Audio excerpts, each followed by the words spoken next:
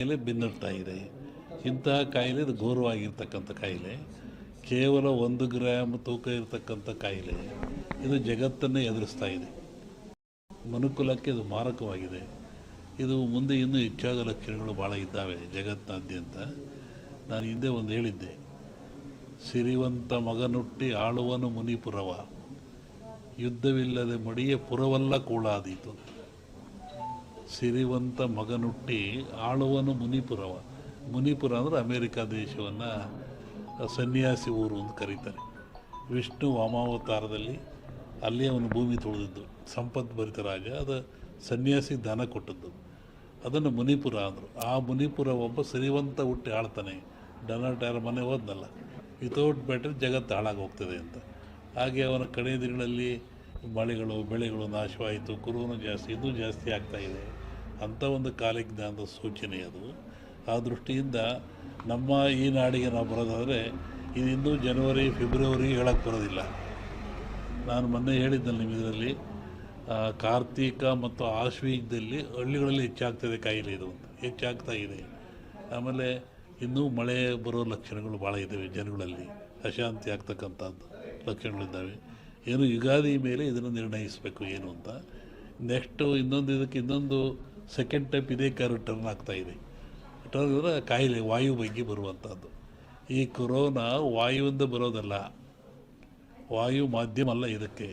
Corona ತೂಕವಾಗಿರುತ್ತಿದ್ದು, ತೂಕವಾಗಿರೋದ್ರಿಂದ ಕೆಮ್ಮಿದರೆ, ಕೆಕ್ಕಿಸಿದರೆ, ಉಗಿದ್ರೆ ಕಫ ಬಂದು ಆ ಕಫ ನಮ್ಮಲ್ಲಿ ಬರ್ತದೆ, ವೈರಸ್ಸು ಅಂತ. ಈಗ ನೆಕ್ಸ್ಟ್ ಇದು ಇನ್ನೊಂದು ಸ್ಟೆಪ್ ಏನು, ವಾಯು ಗಾಳಿಯಿಂದ ಬರುವಂಥದ್ದು. ಅದು ಬಂದು ಮಾನಸಿಕ ವಾಸ್ತೆ ತರುವಂಥ ಕಾಯಿಲೆ ಇದೆ. ಅದ್ರ ಬಗ್ಗೆ ಇನ್ನೂ ಒಂದು 2-3 ತಿಂಗಳು ಕಳೀಬೇಕು ಅದರಲ್ಲಿ. ಅದು ಒಟ್ಟು ಮನುಷ್ಯ ಎಚ್ಚರವಾಗಿದ್ದು ಆರೋಗ್ಯ ಕಾಪಾಡ್ಕೊಂಡು ಸ್ವಚ್ಛತೆಯನ್ನು ಕಾಪಾಡ್ಕೋಬೇಕು ಮನುಷ್ಯ. ನೈರ್ಮಲ್ಯವನ್ನು ಕಾಪಾಡ್ಕೋಬೇಕು, ಅದು ಭಾಳ ಮುಖ್ಯವಾದ್ದು. ನಾವೇನು ಹೇಳಕ್ಕೆ ಅದ್ರ ಬಗ್ಗೆ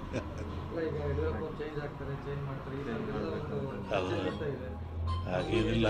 ಮೊನ್ನೆ ಗ್ರಹಣಗಳು ಎಲ್ಲ ಬಂತಲ್ಲ, ಇದು ಭಾರತ ಕಂಡ ಜಗತ್ತಿನಾದ್ಯಂತ ಇದ್ರ ಭವಿಷ್ಯ ಅಂದರೆ ರಾಜಕೀಯ ವಿಪ್ಲವ ಅಂತದೆ. ಅಮೇರಿಕಾದಲ್ಲಾಯಿತು, ಮತ್ತು ಎಲ್ಲ ಕಡೆ ರಟ್ಲಾಗ್ತಾ ಇದೆಯಲ್ಲ, ಹಾಗೆ ಇಂಡಿಯಾನೂ ಸೇರಿದಂತೆ ಜಗತ್ತಿನಾದ್ಯಂತ ರಾಜಕೀಯ ವಿಪ್ಲವ ಆಗ್ತದೆ, ಏರಿಳಿತ ಆಗ್ತದೆ ಅಂತ ಒಂದು ಮಾತಿದೆ. ಅದು ಗ್ರಹಣಗಳು ಫಲದಿಂದ. ಅದಿನ್ನೂ ಡಿಸೆಂಬರ್, ಇನ್ನೂ ಒಂದು ಜನವರಿ ಒಳಗೆ ಟೈಮ್ ಇದೆ ಅದಕ್ಕೆಲ್ಲ. ಒಬ್ಬರು ವಿಷಯ ನಾನು ಹೇಳಲ್ಲ, ಜಗತ್ತು ರಾಜಕೀಯ ವರ್ಗದ ಬಗ್ಗೆ ವಿಪ್ಲವ ಅಂತ ಹೇಳ್ತಾರೆ.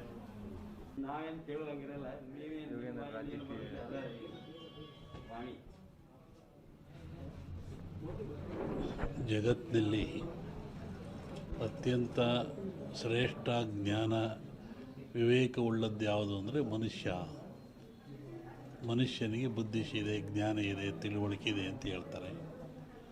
ಅಂಥ ಮನುಷ್ಯ ಆಗಾಗ ಅಜ್ಞಾನಕ್ಕೊಳಪಟ್ಟರೆ, ಅವಿವೇಕಕ್ಕೊಳಪಟ್ಟರೆ, ತನ್ನ ಆಚಾರ ವಿಚಾರಗಳನ್ನು ಕಳ್ಕೊಂಡ್ರೆ ಅಂತಹ ಮನುಷ್ಯ ಎಚ್ಚರಿಕೆಗಾಗಿ ಜಗತ್ತಿನಲ್ಲಿ ಕಾಲದಿಂದ ಅನೇಕ ರೋಗಗಳು ಬರ್ತಾಯಿದ್ದಾವೆ, ಕಾಯಿಲೆಗಳು ಬರ್ತಾಯಿದ್ದಾವೆ. ಈ ಬರುವಂಥ ಕಾಯಿಲೆಗಳು ಮನುಷ್ಯನಿಗೆ ತಿಳುವಳಿಕೆ, ಜ್ಞಾನ, ವಿವೇಕ ಮೂಡಿಸ್ತಕ್ಕಂಥದ್ದು. ಹಾಗೆ ಈಗಲೂ ಬಂದಿರತಕ್ಕಂಥದ್ದು ಕೊರೋನಾ ಅಂತೇಳಿ. ಈ ಕೊರೋನಾ ಎನ್ನತಕ್ಕಂಥ ಕಾಯಿಲೆ ಇದೇನು ಹೊಸತೇನಲ್ಲ, ಇದು ಹಳೆಯ ಕಾಯಿಲೆ. ಹಿಂದಿನ ಕಾಲದಿಂದಲೂ ಜನರಲ್ಲಿ ಗಂಟ್ಲು ಬೇನೆ, ಗಂಟಲು ರೋಗ ಅಂತ ಕರಿತಾಯಿದ್ರು. ಅದು ಬಂದದ್ದು 2 ದಿನಕ್ಕೆ ಸತ್ತೋಗ್ತಾಯಿದ್ದು ಮನುಷ್ಯ. ಶ್ವಾಸಕೋಶಕ್ಕೆ, ಗಂಟ್ಲಿಗೆ ಬರುವಂಥ ಕಾಯಿಲೆ. ಇದು ಯಾತ್ರಿಂದ ಬರುತ್ತೆ ಅಂತ ನಾವು ಸ್ವಲ್ಪ ಯೋಚನೆ ಮಾಡಿದರೆ, ಸ್ವಚ್ಛತೆಯನ್ನು ಮನುಷ್ಯ ಕಳ್ಕೊಳ್ತಾ ಇದ್ದಾನೆ. ಆರೋಗ್ಯ ಅಂದರೆ ಸ್ವಚ್ಛತೆ ಅಂತ. ಆ ಕಳ್ಕೊಳ್ಳೋದ್ರಿಂದ, ಸ್ವಚ್ಛತೆ ಶುದ್ಧ ಇದರಿಂದ ಮನೆಯಲ್ಲಿ, ಹೊರಗೆ, ಒಳಗೆ ಎಲ್ಲ ಕಡೆ ಕಳ್ಕೊಂಡ್ರೆ ಕಾಯಿಲೆ ಬೆನ್ನುತ್ತಾ ಇದೆ. ಇಂತಹ ಕಾಯಿಲೆ ಇದು ಘೋರವಾಗಿರ್ತಕ್ಕಂಥ ಕಾಯಿಲೆ, ಕೇವಲ 1 ಗ್ರಾಮ್ ತೂಕ ಇರತಕ್ಕಂಥ ಕಾಯಿಲೆ ಇದು ಜಗತ್ತನ್ನೇ ಎದುರಿಸ್ತಾ ಇದೆ. ಮನುಕುಲಕ್ಕೆ ಇದು ಮಾರಕವಾಗಿದೆ. ಇದು ಮುಂದೆ ಇನ್ನೂ ಹೆಚ್ಚಾದ ಲಕ್ಷಣಗಳು ಭಾಳ ಇದ್ದಾವೆ ಜಗತ್ತಿನಾದ್ಯಂತ. ನಾನು ಹಿಂದೆ ಒಂದು ಹೇಳಿದ್ದೆ, ಸಿರಿವಂತ ಮಗನುಟ್ಟಿ ಆಳುವನು ಮುನಿಪುರವ, ಯುದ್ಧವಿಲ್ಲದೆ ಮಡಿಯ ಪುರವಲ್ಲ ಕೂಳಾದೀತು. ಸಿರಿವಂತ ಮಗನುಟ್ಟಿ ಆಳುವನು ಮುನಿಪುರವ. ಯಾರ ಮನೆ ಹೋದ್ನಲ್ಲ, ವಿತೌಟ್ ಬ್ಯಾಟರಿ ಜಗತ್ತು ಹಾಳಾಗಿ ಹೋಗ್ತದೆ ಅಂತ. ಹಾಗೆ ಅವನ ಕಡೆಯ ದಿನಗಳಲ್ಲಿ ಮಳೆಗಳು ಬೆಳೆಗಳು ನಾಶವಾಯಿತು, ಕುರುನು ಜಾಸ್ತಿ, ಇನ್ನೂ ಜಾಸ್ತಿ ಆಗ್ತಾಯಿದೆ. ಅಂಥ ಒಂದು ಕಾಲಜ್ಞಾನದ ಸೂಚನೆ ಅದು. ಆ ದೃಷ್ಟಿಯಿಂದ ನಮ್ಮ ಈ ನಾಡಿಗೆ ನಾವು ಬರೋದಾದರೆ ಇದು ಇನ್ನೂ ಜನವರಿ ಫೆಬ್ರವರಿಗೆ ಹೇಳಕ್ಕೆ ಬರೋದಿಲ್ಲ. ನಾನು ಮೊನ್ನೆ ಹೇಳಿದ್ದಲ್ಲಿ ನಿಮ್ಮ ಇದರಲ್ಲಿ ಕಾರ್ತೀಕ ಮತ್ತು ಆಶ್ವೀಜದಲ್ಲಿ ಹಳ್ಳಿಗಳಲ್ಲಿ ಹೆಚ್ಚಾಗ್ತದೆ ಕಾಯಿಲೆ ಇದು ಅಂತ ಹೆಚ್ಚಾಗ್ತಾ ಇದೆ.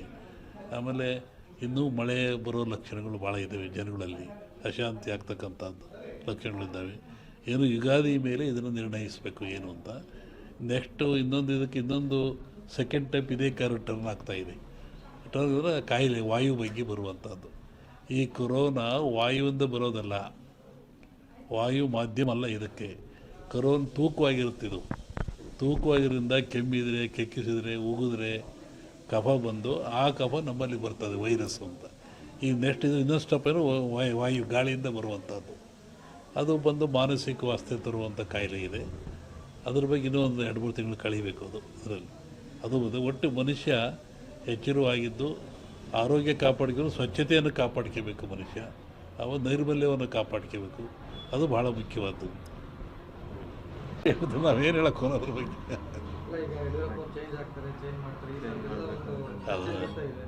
ಹಾಗೇನಿಲ್ಲ. ಮೊನ್ನೆ ಗ್ರಹಣಗಳು ಎಲ್ಲ ಬಂತಲ್ಲ, ಇದು ಭಾರತ ಕಂಡ ಜಗತ್ತಿನಾದ್ಯಂತ ಇದ್ರ ಭವಿಷ್ಯ ಅಂದರೆ ರಾಜಕೀಯ ವಿಪ್ಲವ ಅಂತದೆ.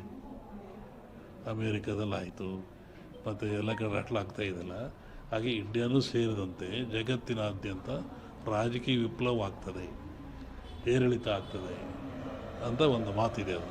ಅದು ಗ್ರಹಣಗಳು ಫಲದಿಂದ ಅದಿನ್ನೂ ಡಿಸೆಂಬರ್, ಇನ್ನೂ ಒಂದು ಜನವರಿ ಒಳಗೆ ಟೈಮ್ ಇದೆ ಅದಕ್ಕೆಲ್ಲ. ಒಬ್ಬರು ವಿಷಯ ನಾನು ಹೇಳಲ್ಲ,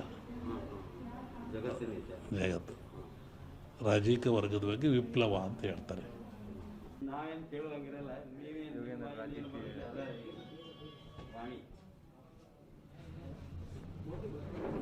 ಜಗತ್ತಿನಲ್ಲಿ ಅತ್ಯಂತ ಶ್ರೇಷ್ಠ ಜ್ಞಾನ ವಿವೇಕವುಳ್ಳದ್ದು ಯಾವುದು ಅಂದರೆ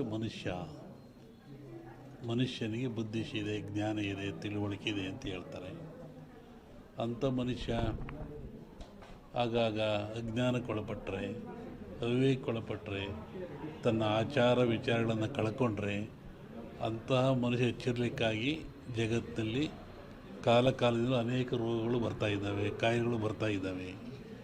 ಈ ಬರುವಂಥ ಕಾಯಿಲೆಗಳು ಮನುಷ್ಯನಿಗೆ ತಿಳುವಳಿಕೆ, ಜ್ಞಾನ, ವಿವೇಕ ಮೂಡಿಸ್ತಕ್ಕಂಥದ್ದು. ಹಾಗೆ ಈಗಲೂ ಬಂದಿರತಕ್ಕಂಥದ್ದು ಕೊರೋನಾ ಅಂತೇಳಿ.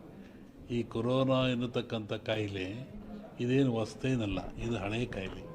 ಹಿಂದಿನ ಕಾಲದಿಂದಲೂ ಜನರಲ್ಲಿ ಗಂಟ್ಲು ಬೇನೆ, ಗಂಟಲು ರೋಗ ಅಂತ ಕರಿತಾಯಿದ್ರು. ಅದು ಬಂದದ್ದು 2 ದಿನಕ್ಕೆ ಸತ್ತೋಗ್ತಾಯಿದ್ದು ಮನುಷ್ಯ.